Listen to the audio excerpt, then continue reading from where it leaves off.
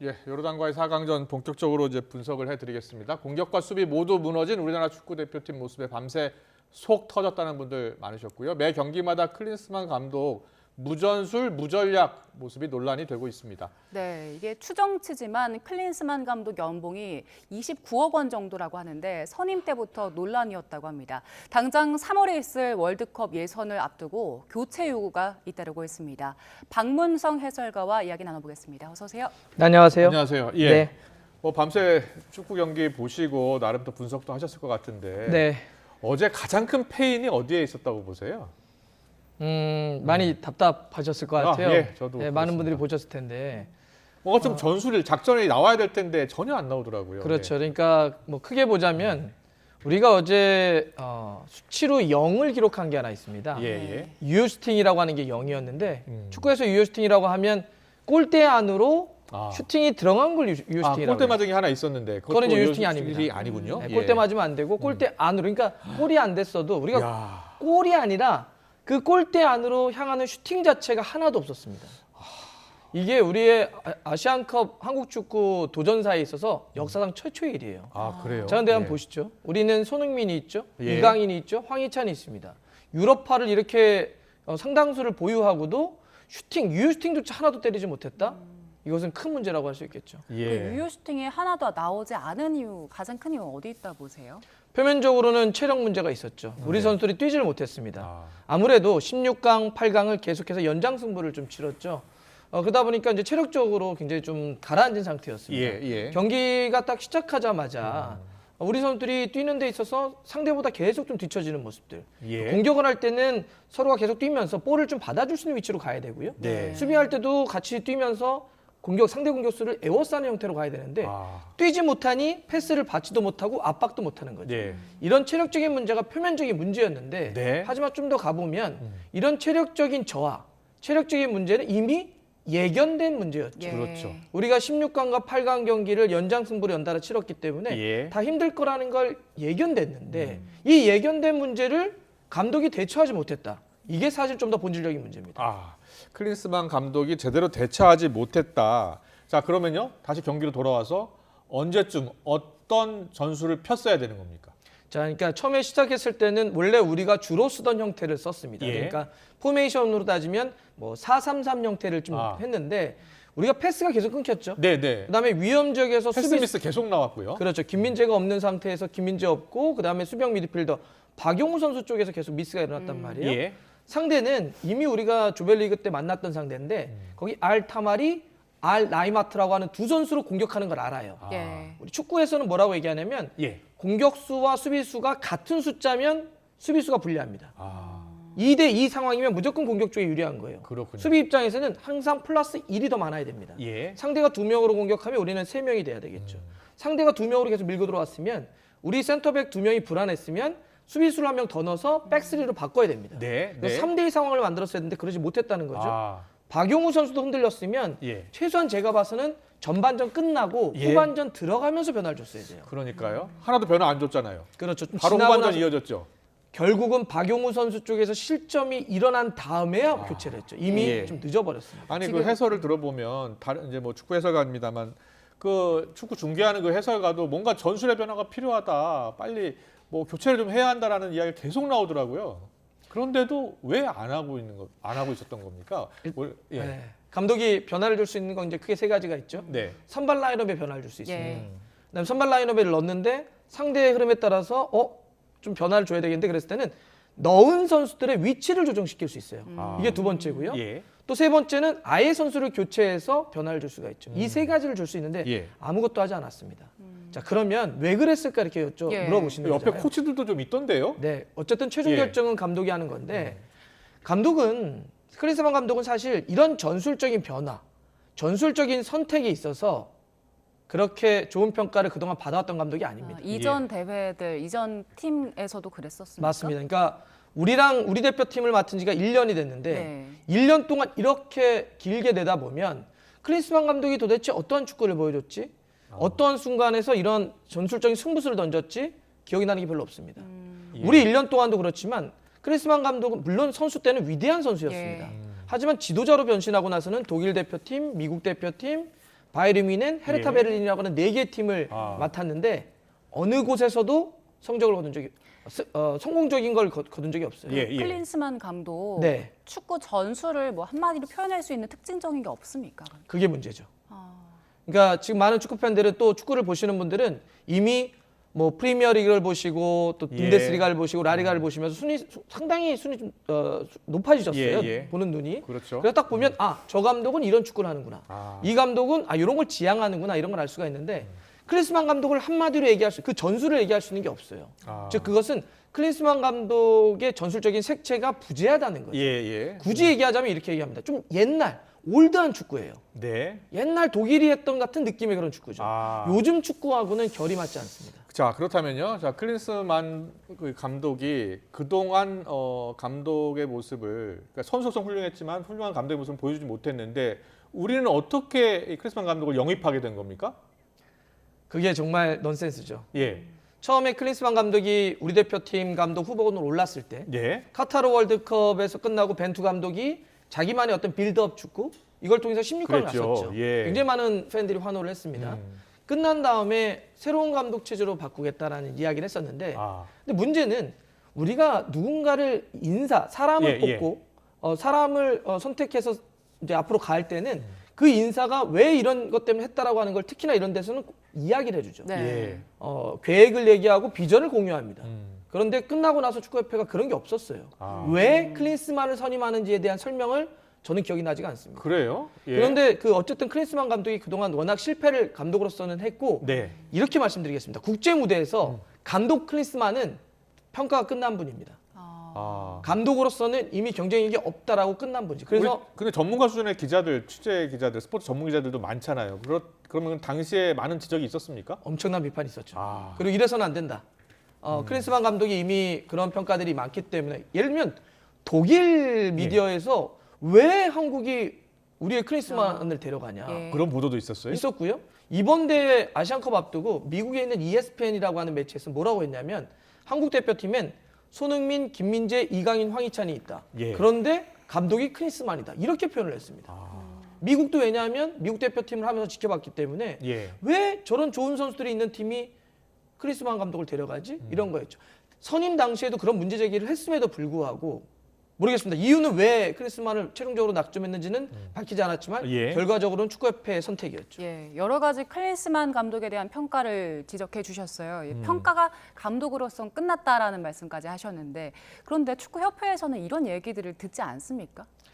그때 당시에 분명히 이야기를 했었고 그래서 클린스만 감독의 그러니까 취임 기자회견에서 예, 예. 이런 질문들이 상당히 많이 예. 갔었어요. 예. 네, 클린스만 감독이 워낙 슈퍼스타 출신이기 때문에 기자회견을 상당히 잘합니다. 그래요. 예. 그래서 상당히 그때는 뭐 그동안 잘못했던 거, 부족했던 걸 전부 인정을 했습니다. 예. 아. 내가 과거에는 그랬지만 그런 예. 실패로부터 더 많은 것들을 배워서 한국 대표팀에서는 그런 어떤 성공을 보여주겠다. 네. 이런 거였죠. 그래서 그때는 뭐 선임이 됐고 그런 이야기를 해서 그럼 한번 지켜보자라고 했는데 많은 분들이 기억하실 거예요. 한국 K리그를 보러 가지 않습니다. 그러니까요. 예. 한국에 거주하지 않아요. 잘. 재택근무한다고 독일. 예. 미국 아니면 해외를 계속 돌아다닙니다. 그래서 우리가 축구 팬들이 요구한 게 그렇게 무리한 요구가 아니에요. 한국 대표팀 감독에게 한국 축구를 봐달라고 하는 요청을 해야 되는 그렇죠. 상황이에요. 예. 이건 사실 넌센스 아닙니까? 네. 한국 대표팀 감독이 K리그를 포함을 해서 한국 선수들을 많이 좀 봐야 되는데 네. 보질 않아요. 그러니까 아. 이번에도 보면 명단을 꾸릴 때 이게 최선일까 싶은 명단들이 있는 거죠. 예. 예, 그래서 과정에서부터 이미 클린스만 감독에 대한 문제점들이 계속 노정됐고 저는 이 아시안컵은 그런 것들이 쌓여서 마지막에 터진 것이라고 봅니다. 그렇군요. 그렇다면 이제 책임론이 또 제기될 것 같아요. 먼저 선임 책임론 누가 가장 큰 책임이 있는 겁니까? 그 결정권자겠죠. 결정권자요. 축구협회에서의 축구협회에 있었던 최종적으로 결정을 했던 예. 그쪽에서의 그게 뭐 한 사람이 결정하는 것은 아닐 거고 시스템이 나름대로 있을 거 아닙니까? 뭐 제가 그 시스템은 과정까지는 다 뭐 축구 모르겠지만 대한축구협회 이사들도 있을 것이고요. 예. 근데 결국은 회장이 책임져야 될 문제가 아닐까요? 예. 최종 결정자인 회장, 네. 예, 대한축구협회 회장 말씀하시는 거죠? 당연하습니다. 예. 저희가 이렇게 우려했던 바들이 지금 이제 현실로 다가온 거잖아요. 이미 눈앞에 펼쳐졌고. 그럼 이제 수습을 해야 하는데 당장 3월에 월드컵 예선이 있습니다. 이때는 지금 일단 클린스만 감독으로 가야 하는 상황인 건데 어떻게 해야 됩니까? 일단 그 돌아오지 않습니까? 예. 돌아오면 축구협회도 클린스만 감독과 면담을 할 거고 아. 지금 아마 입장을 정리를 하고 있을 겁니다. 그래서 예. 계속 클린스만 감독 체제로 유임해서 갈지 예. 아니면 경질이라고 하는 걸 선택할지는 모르겠습니다. 예. 사실 그 밑으로는 우리가 계약서를 보지 않는 이상 위약금 제도가 어떻게 되는지 몰라요. 자, 그럼 계약서는요. 지금까지 공개된 내용은 4년이요? 몇 년간 그렇게 다음 우리 대표팀을 북중미 월드컵 이끄는- 때까지 이끄는 것으로 제가 일단 알고 있습니다. 4년은 이끌고 일단 연봉은 지금 뭐 29억으로 알려져 있는데 확인된 건 아니고요. 추정이죠. 왜냐하면 예. 계약서를 저희가 이렇게 공개하지 봐서 않으니까. 할 수가 예, 없죠. 예. 그렇게 알려져 있는 것인데 음. 근데 이제 그러면 축구협회가 클린스만 감독과 면담에서 결정을 할 텐데 예. 어떤 결정을 할지 모르겠습니다. 하지만 예. 제 개인적으로는 다른 새로운 체제로 가야 된다고 생각합니다. 즉 예. 감독을 바꿔야 된다고 생각합니다. 음. 그러니까 이미 한국에서 대표팀을 이끌면서 1년간 봐왔던 거 플러스 예. 그 이전에도 감독으로서의 경쟁력이 끝났다고 한다면 우리가 지금 어떤 뭐 문제가 좀 발생하거나 아니면 부담감이 있을 수는 있겠지만 경질하는 예, 예.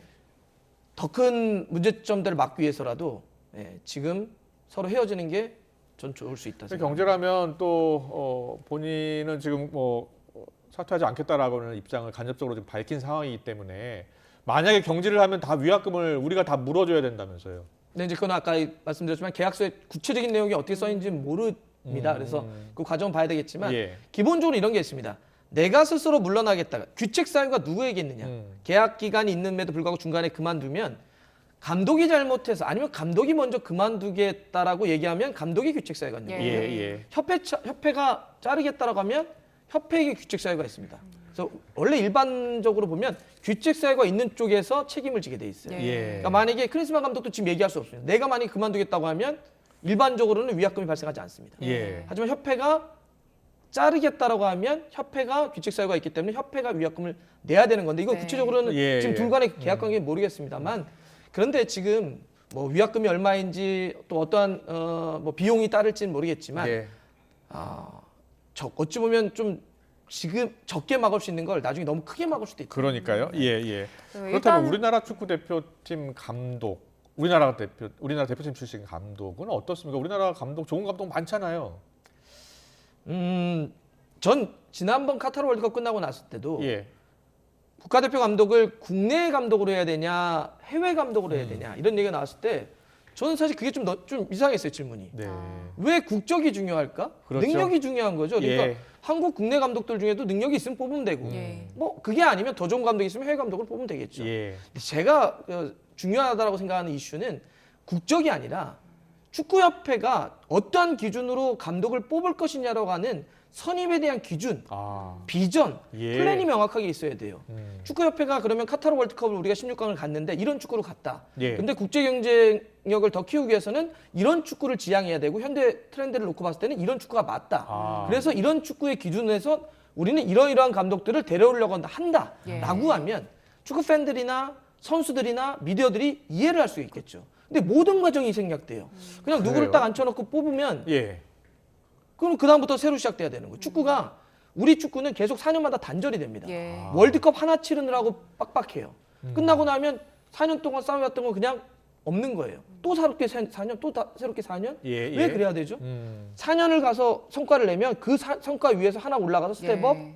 스텝업, 예. 스텝업 하면 좋죠. 이거를 아. 짜라고 축구협회가 있는 거 아닌가요? 예, 예. 이런 걸 하라고? 그래서 저는 새롭게 감독이 누군가를 뽑는다고 한다면 제발 이걸 먼저 만들었으면 좋겠어요. 예. 비전, 플랜, 그에 대한 설명, 예. 납득 이런 과정들이 좀 필요합니다. 전체적인 네. 시스템 차원에서 좀 다시 되짚어봐야 된다는 얘기를 해주셨는데 네.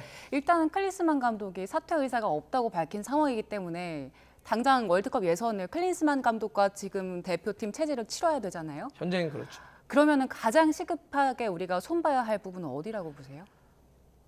저는 감독 교체라고 보는데요. 그러니까 우리 선수 개개인들은 네. 충분히 능력이 있습니다. 그러니까요.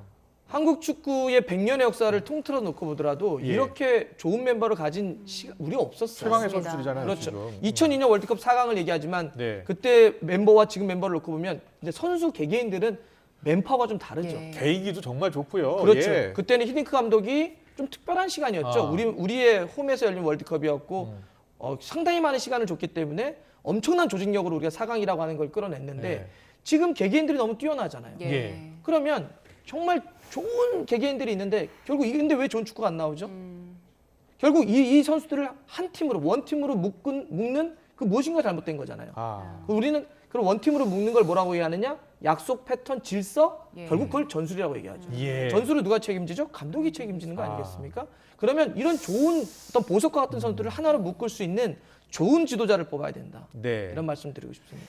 결국에는 다시 이제 감독 교체 이야기로 가게 되는 것 같아요. 네, 클린스만 감독 사실 뭐 전술이 없다는 지적도 받았지만 선임된 이후에 태도 논란도 좀 있었잖아요. 앞서 말씀해주셨던 뭐 재택근무도 있었고 이번에는 경기를 마치고 나서 그 상대팀 코치와 좀 웃으면서 인사하는 모습이 잡히면서 그걸로 외신에게 비판을 받기도 했었는데 그 모습은 어떻게 보셨어요? 제가 독일 분과 이야기를 하면서 클린스만 감독에 대해 좀 들었는데, 그러니까 클린스만 감독은 엄청난 셀럽이에요. 아. 그러니까 약간 뭐라고 할까요? 클린스만 감독은 어떤 감독으로서의 정체성을 본인이 많이 갖고 있는 것이 아니라 예. 전 세계적으로 선수로서? 엄청 유명한 사람으로서 유명인으로서의 존재를 합니다. 그래서 예. 클린스만 감독은 잡이 굉장히 많습니다. 아. 전 세계적으로 그러니까 감독 빼고는 뭐 어떤 미디어에서 뭘 한다든지 명예대사를 한다든지 이런 굉장히 많은 활동들이 많아요. 예. 한국 대표팀은 그 많은 직업 중에 하나입니다. 집중을 하기가 힘들겠네요. 원 오브 데미죠. 그래서 이 클린스만 감독은 예를 들어서 사람들에게 웃는 표정, 언제나 밝은 표정, 좋은 말 이런 걸 굉장히 하는데 익숙해요. 아. 근데 만약에 이건 유럽에서도 마찬가지입니다. 왜냐면 이럴 수도 있잖아요. 아니 무슨 뭐 웃는 것 같고 그래, 표정 같고 그래 이럴 수도 있겠지만 유럽이 만약에 졌는데 감독이 선수들은 막 슬퍼하고 울고 있는데 감독이 거기서 웃고 있다? 엄청난 비판을 받습니다. 우리 선수들 고개도 못 들고 있더라고요. 그렇죠. 저럴 때는 클린스만 감독이 지금 우리 국민들의 어떤 이 허탈감, 선수들의 어떤 이 박탈감, 실패 이런 것들을 공감하는 능력을 보여줘요. 리더잖아요. 예, 예. 구성원들이 힘들어할 때는 같이 좀 슬퍼하고 하고 그러면서 나중에 좀 해야 되는데 저런 모습들 하나하나가 혹은 태도 하나하나가 사람들을 다 힘들게 하는 거죠. 예. 가끔씩은 태도가 전부일 때가 있습니다. 태도가 전부다. 네. 지금 뭐 손흥민 선수 나오는데 손흥민 선수 태도 너무 좋잖아요. 예? 인터뷰도 그렇고 맞습니다. 나라를 위해서는 뭐 몸을 불사르겠다라는 각오로 뛰었는데 손흥민 선수, 뭐 이강인 선수, 황희찬 선수, 김민재 선수까지 개별적 선수를 보면 이번 나온 팀 중에서 최강 아니었습니까? 그렇죠. 예. 그러니까 그 선수가 소속돼 있는 팀으로만 놓고 보면 예. 그야말로 최고였습니다. 아, 바이에른 뮌헨에 뛰는 주전을 우리가 볼 수 있을 거 상상 안 했는데 김민재가 뛰죠. 예. 프리미어리그에서 뛰면서 아시아 선수 최초로 득점을 한 손흥민이 손흥민 있죠. 선수. 울버햄튼에서 이번 시즌 에이스 역할하는 황희찬이 있죠. 예. 프랑스 파리에서 은바페랑 동료로 뛰고 있는 이강인이 있어요. 아. 이런 멤버들을 우리가 갖고 있잖아요. 예, 예. 잘 보시죠. 그러면 식재료들이 굉장히 좋습니다. 그러니까요. 근데 예. 이 식재료를 가지고 물론 식재료가 좋으면 좋은 요리가 나올 수 있겠죠. 예, 예. 근데 식재료가 좋은데 좋은 요리가 안 나왔어요. 그럼 누구의 문제일까요? 아. 셰프의 문제죠. 예. 축구를 얘기하면 정말 좋은 선수들이 있는데 좋은 축구가 안 나왔다고 한다면 이건 이제 감독의 문제인 거고요. 전 그럼에도 불구하고 예. 이번 대회 보면서 손흥민 선수에 대해서는 다시 한번 사실 좀 존경심 예, 예. 이런 게 좀 예. 느꼈습니다. 예. 그러니까 아, 선수 손흥민으로서 그 호주를 격파할 때 네. 네. 마지막 시간에 혼자 페널티킥 얻어내고 연장 들어가서 혼자 그랬죠. 프리킥 때려넣고 손흥민 했다. 그랬죠. 맞아요. 예. 그러면서 또 코멘트를 보세요. 나라를 뛴다는데 나라를 위해 뛰는데 핑계는 없다. 아. 진짜 몸이 부서져라 뛰겠다는 예. 얘기를 하죠. 그리고 힘들어하는 선수들을 끌어안아주고 모든 책임을 자기한테 돌리고 네. 힘들어하는 또 상대팀이 있다면 또 그 선수들도 예. 에워싸고. 그래서 우리 손흥민 선수가 현역으로 좀 더 뛰긴 하겠죠. 근데 언젠가 은퇴를 할 겁니다. 그래서 저는 이번에 이런 리더로서 주장으로서의 품격을 좀 지켜보면서 그래 이번엔 힘들었지만 먼 훗날 네. 감독이 될 손흥민을 꿈꿔봐요. 아. 감독 손흥민은 어떤 모습일까? 우리가 지금 감독 때문에 많이 힘들어하고 있는데 예. 이렇게 어렸을 때부터 유럽을 경험을 하고 엄청난 리더십을 보여주고 있는 손흥민 선수가 나중에 은퇴를 했을 때 감독으로 돌아왔을 때 감독 손흥민 그 기대감은 다시 좀 이번 대회를 겪으면서 제가 더 많이 가졌습니다. 네. 이번에 아깝게 이제 4강에서 64년 만에 우승 문턱에서 좌절이 됐습니다만 만약 감독이 교체된다면 4년 뒤에 충분히 가능하겠습니까? 아시안컵이요? 예.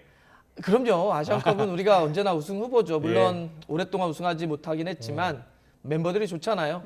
물론 이제 그 중간에 북중미 월드컵도 있겠죠. 있고요. 네, 근데 예. 사우디에서 또 이번에 이제 다음 아시안컵이 열리는데 예. 팀 잘 꾸리면 네. 충분히 좋은 성적 낼 수 있습니다. 알겠습니다. 여기까지 듣겠습니다. 지금까지 박문선 축구 해설가와 함께 자세히 짚어봤습니다. 고맙습니다. 감사합니다. 네, 이렇게 오늘 새벽 열렸던 카타르 아시안컵 4강전 경기. 대한민국 대표팀이 요르단과 가진 경기에서 0대2로 아쉽게 패했습니다. 64년 만에 아시안컵 우승, 아쉽게도 실패했지만 우리 선수들 마지막까지 최선을 다해서 싸워줬는데요. 대한축구협회 부회장인 한준희 축구해설위원과 함께 오늘 경기 얘기해 보겠습니다. 위원님 어서 오십시오. 네, 그 안앵커님, 김앵커님하고 좀 좋은 상황에서 예. 다시 뵀어야 되는데 정말 마음 깊은 곳으로부터 송구스러운 마음입니다. 아유, 위원님도 많이 아쉬우셨을 텐데 일단 4강전 경기 전체적으로 어떻게 보셨어요? 네, 뭐 중계를 하고 있었기 때문에 또 중계 멘트를 소홀히 할 수는 없었지만 전체적으로는 저도 뭐 굉장히 낙담을 하고 또 좌절도 하고 뭐 가끔 화나기도 하면서 예. 그렇게 경기를 봤습니다. 위원님께서 느끼신 감정이 오늘 경기 시청한 국민분들 모두가 다 느꼈던 감정이 아닐까 싶습니다.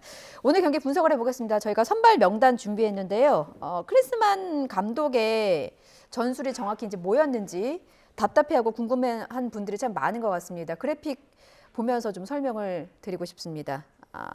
이전 경기에서 보여줬던 전술과 다른 점이 혹시 있었습니까? 이번 선발을 보고 어떤 게 좀 특징이라고 저희가 분석할 수 있을까요? 사실 선발 라인업과 지금 보여지는 포메이션 자체는 예. 저도 사실은 저 포메이션을 원했었거든요. 그러니까 요르단은 호주보다는 장신자가 아무래도 좀 적은 팀이기 때문에 조규성 선수의 필요성보다는 특히 이제 중원에서의 요르단의 압박을 우리가 좀 벗어나려면 중원 미드필더가 좀 많아야 되겠다. 그래서 이재성 선수가 들어가면서 중원에서 3명의 미드필더를 구축을 했고 또 이렇게 해야만이 이재성 선수가 수비적으로도 우리의 왼쪽 측면 수비나 왼쪽 센터백을 좀 더 도와줄 수 있는 구조이기 때문에 구조 자체는 사실은 저는 그렇게 불만은 없었습니다. 그런데 실제로 이제 구조를 갖추는 거와 그라운드 위에서 그 구조가 원하는 대로 실현되는 것은 매우 다른 일이라는 생각이 듭니다. 어떤 부분이 문제였다고 보세요? 어떤 부분이 걸림돌이었다고 보십니까? 그러니까 사실 공수 양면에서 저 포메이션을 갖추면 저는 좀 유리할 것이라고 생각을 했거든요. 그런데 현실적으로는 우리의 압박도 제대로 작동하지 못했고 우리의 이른바 공격 전개, 빌드업도 제대로 작동하지 못했기 때문에 사실은 중원 미드필더를 3명을 투입한 효과를 생각만큼은 거두지 못했고 요르단이 정했던 플랜, 정했던 시나리오에 우리가 사실은 말려들었던 그런 경기가 됐습니다. 예, 그 점에서 요르단 감독이 이런 말을 했더라고요. 80점을 허용한 8골을 우리가 그동안 상대팀에 내줬기 때문에 이런 약점을 공략했다. 그러니까 상대팀이 우리 약점을 더 많이 분석을 했고 더 대비를 잘해서 나왔다고 했는데 그렇다면은 우리 전술의 실패라고도 볼 수 있는 겁니까? 그러니까 요르단은 집중적으로 우리의 빌드업이 원활치 못한 부분을 노렸던 것 같아요. 그러니까 사실 조별리그에서 우리와 요르단은 한번 붙어봤었고 이번에 2번째 경기인데 예. 요르단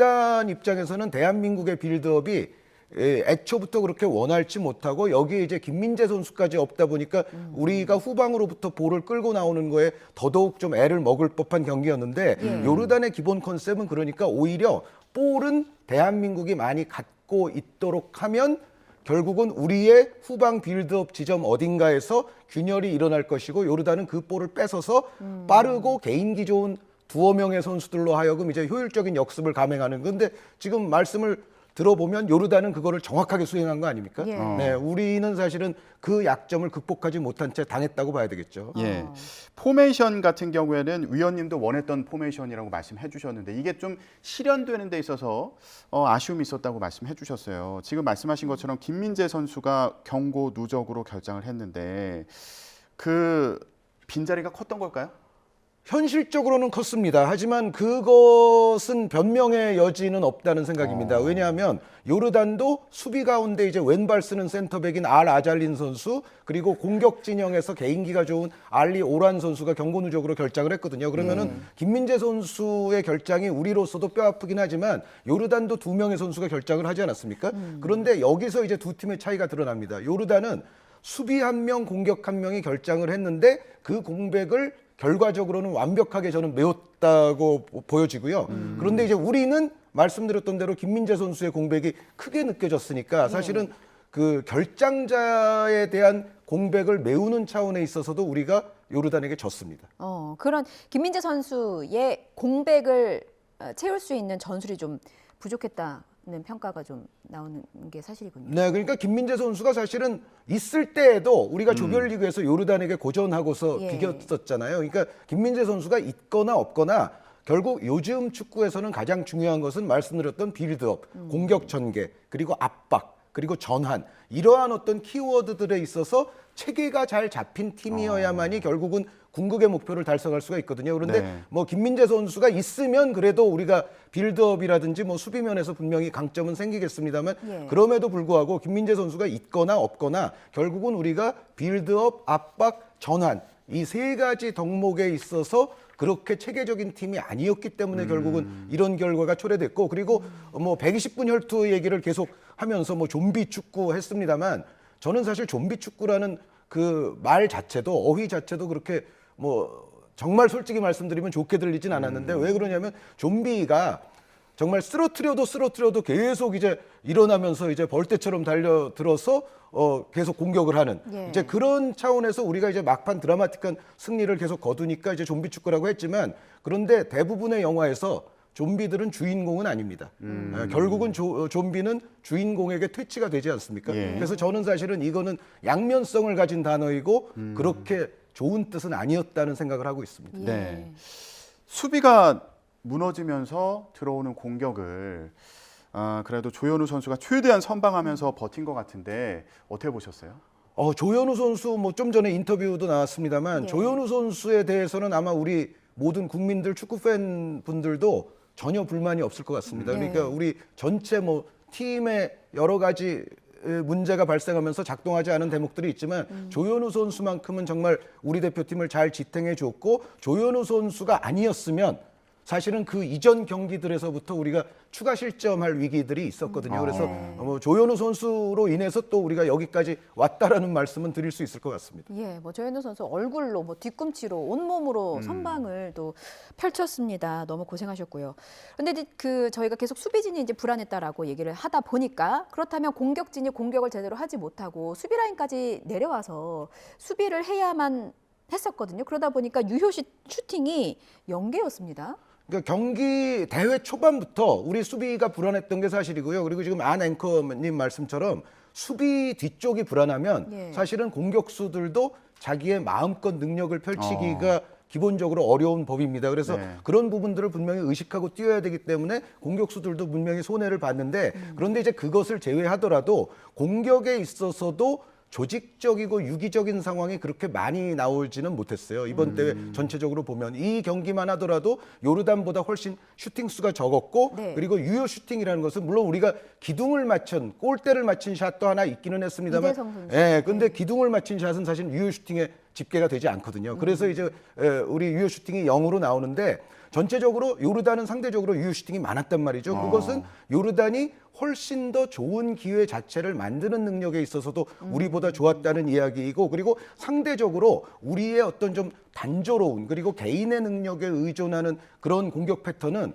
요르단의 내려섰을 때 그 5-4-1 포메이션의 촘촘한 수비에는 사실은 그렇게 좋은 효험을 발휘하지 못했다라는 생각이고, 여기에 이제 체력적으로도 아무래도 선수들이 좀 몸이 무겁기 때문에 더더욱 이런 경기에서는 이제 개인 능력도 사실은 그렇게 원활하게 나올 수가 없다는 말씀을 드리고 싶습니다. 예. 공격수들도 수비에 가담해야 됐던 그런 상황도 좀 약점이 됐던 것 같고, 동시에 좀 더 적극적인 그런 찬스를 만들었어야 되는 거 아니냐, 이런 지적도 해주셨는데, 예. 체력적인 부분에 대해서도 계속 지적을 하고 있잖아요. 그래서 좀 후반에서 선수들을 좀 더 활발하게 교체할 필요가 있지 않았냐, 이런 지적도 있는데, 그동안은 전반에 좀 경기가 안 풀리면 후반에 선수들을 교체하면서 역전승을 맛보지 않았습니까? 예, 이 부분은 어떻게 보셨어요? 그동안엔 그것이 이제 성공을 했던 게 사실입니다. 그런데 이 경기는 우리가 66분경에 이미 2실점을 했는데, 그 시간대에 그 정도 실점의 어떤 차이를 고려하면 사실은 좀 더 과감한 교체를 했어야 되는 한 판이었다라는 생각이 들어요. 그러니까 지금까지의 교체는 뭐 성공적이었다는 생각이고, 그것까지 뭐 폄하할 생각은 전혀 없습니다만, 예. 그럼에도 어쨌든 이 경기는 전반전에 우리가 안 됐던 대목들이 분명히 좀 눈에 보이는 것들이 있었고 거기서 조금 더 이제 과감하고 빠른 교체를 하는 방편도 있었는데다가 게다가 실점을 2골을 실점한 게 66분이었거든요. 예. 그러면은 사실은 조금 더 과감하고 신선한 그리고 에너지를 불어넣어 줄 수 있는 유형의 교체가 좀 더 많이 빨리 들어갔어야 되는데 사실은 그런 측면에서도 아쉬웠던 경기임에는 틀림이 없습니다. 예, 전술적인 아쉬움을 저희가 계속해서 지적하고 있습니다. 무엇보다 제일 힘들었던 건 경기장에서 뛰었던 선수들이 아닐까 싶어요. 정말 체력적인 부담도 상당해 보였고 뭐 경기 중에 멘탈도 뭐 많이 힘들었겠지만 체력적으로도 사실 이렇게 그 지쳐 보이는 모습이 있었던 건 사실이거든요. 손흥민 선수가 경기 직후에 이제 고개를 떨구면서 뭐 연신 죄송하다는 마음도 사실 보기에도 마음이 좋진 않았는데 이 발언이 조금 화제가 되고 있습니다. 2026 북중미 월드컵에 대해서 내가 그때까지 대표팀을 계속 할 수 있을지 모르겠다라는 발언인데 일단 이 발언을 듣고 오겠습니다. 일단 그 전에부터 제가 먼저 앞으로 대표팀을 계속 할 수 있을지에 대해서 생각을 해봐야 될 것 같아요. 뭐 감독님께서 뭐 저를 더 이상 생각 안 하실 수도 있고 뭐 앞으로의 미래는 뭐 잘 모르기 때문에. 많은 분들이 놀랐습니다. 혹시 손흥민 선수 은퇴를 시사한 거 아니냐라는 해석도 나오기는 했는데 위원님께서는 이 발언 어떻게 보셨는지요? 손흥민 선수의 캐릭터를 미루어 봤을 때 뭐 국가가 부른다면 언제든 뭐 정말 힘들어도 뛰겠다라는 기존의 어떤 태도와 마인드를 지닌 선수 아닙니까? 그래서 뭐 먼저 저렇게 은퇴를 한다 이거는 조금 생각하기는 어려울 것 같고요. 다만 이제 손흥민 선수가 분명히 올 시즌에도 토트넘에서도 굉장히 강행군을 해왔던 건 사실입니다. 그러면서 이제 우리가 예전 뭐 박지성 선수의 사례도 그렇지만 예. 그 장거리 비행을 계속 여러 차례 하는 것이 쉬운 일은 아니거든요. 그래서 손흥민 선수도 지금 정도 연령과 나이 상황이면 피로도를 느끼긴 할 거예요. 근데 느끼긴 하는데 그렇다고 해서 손흥민 선수가 국가가 원하는데 먼저 모든 것을 내려놓는다 이럴 캐릭터로는 보이지 않습니다. 다만 손흥민 선수가 저러한 발언을 한 어떤 기저의 이유는 제가 봤을 때는 역시 이제 대표팀의 어떤 운영이랄지 체계랄지 이런 데 있어서 뭔가 좀 본인도 경종을 울려주고 싶은 마음은 한켠에는 있지 않았을까라는 생각은 하고 있습니다. 예.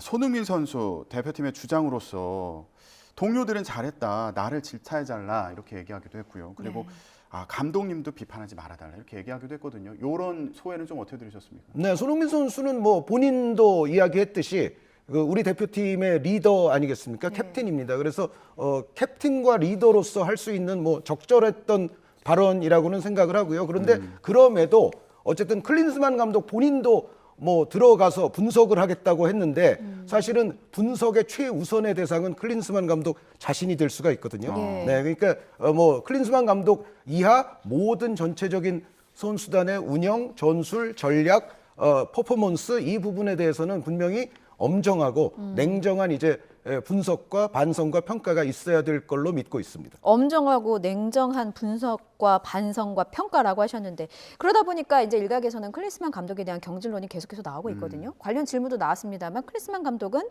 사퇴 뜻은 없다고 밝히면서 북중미 월드컵에서 힘을 쏟겠다는 발언을 했습니다. 경질론에 대해서는 어떻게 보시는지? 네, 제가 대한축구협회 부회장 아닙니까? 네. 그래서 저의 어떤 자의적으로 혹은 독단적으로 여기서 아무 말 대잔치를 할 수는 없다는 것을 그거는 이제 뭐 양해를 드리고요. 예. 근데 어쨌든 대한축구협회가 지금 이번 대회 시작하자마자부터 넋놓고 있다거나 손 놓고 있지는 않았습니다. 계속 조별리그 때부터 뭐 토너먼트 16강 들어왔을 때에만 하더라도 계속해서 이제 한국 축구의 발전 방안 그리고 대표팀의 경기력 향상 방안에 대해서 논의도 해왔고 여러 가지 뭐 대책이랄지 이런 부분들을 이야기를 해왔어요. 그래서 사실 뭐 오늘 이 새벽에 경기 끝난 직후에도 제가 또 몇 분과도 얘기를 나눴습니다만 어찌됐건 좀 전에 말씀드렸던 그 이야기를 저는 다시 말씀드릴 수밖에 없습니다. 그러니까 엄격하고 냉정한 여러 가지 유형의 분석과 평가가 뒤따를 것이다. 절차에 따라서 그런 말씀은 드릴 수 있겠습니다. 위원님 예. 그 몇 분과 얘기를 나눴다는 게 축구협회 내부 네, 위원들과 또 아무래도 지금 뭐 우리가 탈락을 했는데 예. 긴급 사태 아니겠습니까? 예. 그래서 또 몇 분과는 또 얘기를 나눈 바도 있습니다. 예. 자, 이강인 선수도 이렇게 얘기했어요. 한국 축구가 바뀌어야 할 부분이 한두 가지가 아니다. 네. 더 많은 부분이 발전해야 된다. 이렇게 지적을 하기도 했는데 어떤 부분을 지적한 거라고 생각하시는지도 궁금하고 위원님께서는 좀 개선할 부분이 있다면 뭐가 있다고 보십니까? 네, 이강인 선수의 머릿속을 제가 뭐 읽을 수는 없기 때문에 이거를 뭐 정확히 맞힐 수는 없지만 우리 축구의 어떤 근본적인 부분들을 좀 더 발전시켜야 된다는 생각은 뭐 축구계 내부에서는 뭐 웬만하면 다들 하고 계신 생각이라는 생각이 들어요. 그러니까 우리의 유소년 축구, 풀뿌리 축구에서부터 시작해서 선수들을 육성하는 예전보다는 훨씬 합리적이고 과학적이 되기는 했습니다만 아직도 우리가 그런 개선할 부분들이 남아 있고 아까 손흥민 선수 관련해서도 말씀을 드렸습니다만 대표팀의 어떤 체계적인 전략, 전술 그리고 퍼포먼스에 대한 어떤 전체적인 평가에 있어서도 네. 이강인 선수의 그러한 어떤 요청만큼이나 또 더 책임을 갖고 있는 여러 사람들이 분명히 좀 개선해야 될 대목들은 여러 가지가 있다는 생각입니다. 네, 월드컵도 다가오는 만큼 이제 앞으로 준비를 잘 해나가야 될 텐데 우리 선수들만큼은 그래도 많이 고생하고 또 최선을 다하지 않았습니까? 예, 위원님께서 선수들에게 좀 한 말씀 전하신다면 뭐라고 하고 싶으세요? 네, 우리가 예전 아시안컵 역사를 보더라도 정말 이렇게 연장혈투 뭐 이런 경기를 하고 나면 그 다음 경기 결과가 사실은 좋지가 않았습니다. 역사적으로도. 그런데 이번에는 심지어 그런 경기를 2차례를 연거푸했었잖아요. 그래서 그렇죠. 어떻게 보면 이제 한계에 좀 봉착했던 경기가 됐는데 그럼에도 저부터 일단 반성을 할 거고요. 선수들의 그런 어떤 노력과 땀을 헛되지 않게 하도록 많은 사람들이 또 다른 어떤 행정이나 이런 체계에 있는 사람들이 앞으로 더 정말 노력을 해야 되지 않을까라고 생각을 하고 있습니다. 예. 많은 분들이 경기 결과 아쉽겠지만 가장 아쉬운 건 또 우리 선수들이지 않겠습니까? 그럼요. 예. 우리 선수들 그동안 잘 싸워준 것에 대해서 박수를 보내겠습니다. 예, 앞으로의 경기 또 기대하도록 하고요. 오늘 얘기 여기까지 듣겠습니다. 대한축구협회 부회장인 한준희 축구 해설위원과 함께했습니다. 말씀 고맙습니다.